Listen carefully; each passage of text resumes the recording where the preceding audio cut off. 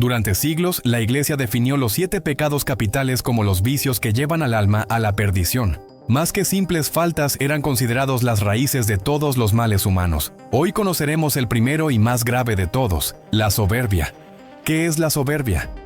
Es mucho más que tener el ego un poco subido. Es la creencia profunda y arrogante de ser superior a los demás. Es mirar a los otros por encima del hombro, sentir que nuestras opiniones, logros y talentos son inherentemente mejores que los de cualquiera. La soberbia es un veneno que nos aísla, nos impide aprender y nos cierra a la empatía. En la tradición cristiana, este es el pecado original, el que dio origen a todos los demás. Se considera tan grave porque es un acto de rebelión directa contra la humildad y el orden divino. Es el pecado que cometió Lucifer, el ángel más bello y poderoso, cuando en su orgullo desmedido quiso igualarse a Dios. Su caída fue la consecuencia directa de su soberbia, un recordatorio de que el orgullo precede a la destrucción. La soberbia es, en esencia, ponerse a uno mismo en el centro del universo, olvidando que somos parte de algo mucho más grande. Es un amor propio desordenado que nos ciega a nuestras propias faltas y a la valía de los demás. El segundo pecado capital del que hablaremos es la avaricia. ¿Pero qué es realmente? No se trata solo de querer tener mucho dinero. La avaricia es un deseo insaciable y desmedido de poseer riquezas y bienes materiales. Es esa sed que nunca se apaga, sin importar cuánto acumules. La persona avara no busca los bienes por la necesidad o el confort que puedan proporcionar, sino por el simple hecho de tenerlos. Es el amor al dinero por el dinero mismo. Este deseo se convierte en el centro de su existencia, eclipsando todo lo demás: las relaciones, la generosidad, la ética. El avaro vive con un miedo constante a perder lo que tiene y una ansiedad perpetua por conseguir más. Este apego material lo lleva a la tacañería extrema, a la explotación de otros y a una vida vacía de verdadera riqueza, que es la riqueza espiritual y afectiva. Como dijo Dante, los avaros están condenados a empujar pesadas rocas en el infierno, un símbolo de la carga inútil que acumularon en vida. En el fondo, la avaricia es una falta de fe en la providencia y en el futuro, un intento desesperado de controlar la vida a través de lo material, una prisión que uno mismo construye. Llegamos al tercer pecado capital, la lujuria. A menudo malinterpretada como el simple deseo sexual, la lujuria va mucho más allá. Es la búsqueda desordenada y obsesiva del placer carnal. No se trata del acto en sí, sino de la intención que hay detrás. La lujuria reduce a las personas a meros objetos para satisfacer un deseo egoísta. Despoja a la intimidad de su conexión emocional, de su respeto y de su compromiso, convirtiéndola en un acto puramente físico y vacío. En su esencia, la lujuria es una forma de idolatría del cuerpo y del placer inmediato. La persona lujuriosa se vuelve esclava de sus propios impulsos, buscando constantemente la siguiente gratificación sin encontrar nunca una satisfacción verdadera. Este pecado distorsiona la belleza del amor humano, convirtiendo una expresión de unión y afecto en una fuente de egoísmo y objetivación. Es un deseo que nunca se sacia porque no busca conectar con otra alma, sino simplemente consumir otro cuerpo. Por eso, en la teología, se considera un vicio que nos aleja de la capacidad de amar de verdad, de forma desinteresada y completa, encerrándonos en la jaula de nuestros propios apetitos insaciables. El cuarto pecado capital es la ira. Todos hemos sentido ira, esa emoción intensa de enfado o indignación. Pero como pecado, la ira es algo más profundo y destructivo. No es la justa indignación ante una injusticia, sino un furor descontrolado, un deseo de venganza que consume la razón y el corazón. La ira capital es aquella que se aferra al rencor, que busca hacer daño y que se deleita en el sufrimiento ajeno. Es un fuego interior que, si no se controla, arrasa con todo a su paso: relaciones, paz interior y a veces incluso vidas. La persona iracunda pierde la capacidad de perdonar y de ver la humanidad en el otro. Se vuelve prisionera de su propio resentimiento, reviviendo una y otra vez la ofensa sufrida. La ira nos ciega, nos hace decir y hacer cosas de las que luego nos arrepentimos amargamente. Transforma la comunicación en conflicto y la comprensión en juicio.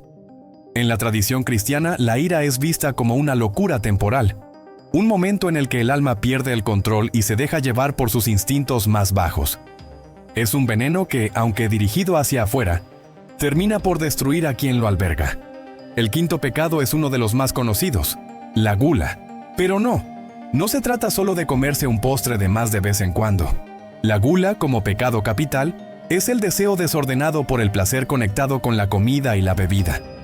Es consumir de forma excesiva, caprichosa y egoísta, más allá de la necesidad del cuerpo. Es convertir el acto de nutrirse en una obsesión por el placer sensorial. La gula no solo se manifiesta en comer demasiado, sino también en ser excesivamente exigente con la comida, en gastar de forma desproporcionada en manjares mientras otros pasan necesidad, o en comer y beber hasta perder la razón. Este pecado refleja una falta de autocontrol y una incapacidad para apreciar los dones de forma moderada y agradecida. Es poner el placer del paladar por encima de la salud, del bienestar y de la solidaridad. En el fondo, la gula es un intento de llenar un vacío interior con algo exterior. Es una búsqueda de consuelo y satisfacción en la comida que nunca llega a saciar el hambre del alma, dejando tras de sí solo una sensación de pesadez y vacío existencial. Ahora exploraremos el sexto pecado capital, un vicio sutil pero increíblemente corrosivo: la envidia. La envidia no es simplemente querer lo que otro tiene, es algo mucho más oscuro. Es el sentimiento de tristeza o enojo al ver la felicidad, el éxito o los bienes de otra persona. Pero no se queda ahí. La envidia también implica un deseo de que esa persona pierda lo que tiene. El envidioso no solo desea la casa del vecino, desea que el vecino se quede sin casa. Es un pecado que se alimenta de la comparación constante y de un sentimiento de inferioridad. En lugar de inspirarse en los logros de otros para mejorar, el envidioso se consume en el resentimiento. La envidia es un veneno que se bebe uno mismo esperando que el otro muera. Destruye la capacidad de alegrarse por los demás y nos aísla en nuestra propia amargura. Es un reconocimiento doloroso de la propia carencia. Pero en lugar de buscar cómo llenarla de forma positiva, se enfoca en desear el mal ajeno. Por eso se le conoce como el pecado triste, porque su única recompensa es la infelicidad, tanto propia como, si se pudiera, la del otro. Finalmente, llegamos al séptimo y último pecado capital: la pereza. Y no estamos hablando de echarse una siesta el domingo por la tarde. La pereza como pecado capital es mucho más profunda. En latín se le llamaba asedia, que se traduce como una tristeza del alma que nos incapacita para actuar. Es una apatía espiritual. Una falta de ganas de hacer el bien, de cumplir con nuestras obligaciones y de esforzarnos por crecer. La pereza no es solo física, es también mental y espiritual. Es posponer indefinidamente lo importante, es la indiferencia ante las necesidades de los demás y ante nuestro propio desarrollo. Es dejar que la vida pase sin participar en ella, huyendo del esfuerzo y de la responsabilidad. La persona perezosa se abandona a la desidia, perdiendo el entusiasmo por sus proyectos, sus relaciones y su propia fe. Es un estado de estancamiento que nos impide alcanzar nuestro potencial y nos sumerge en un tedio existencial. En esencia, la pereza es rendirse antes de empezar la batalla, es decirle no a la vida y a los dones que hemos recibido, prefiriendo la comodidad vacía del no hacer nada.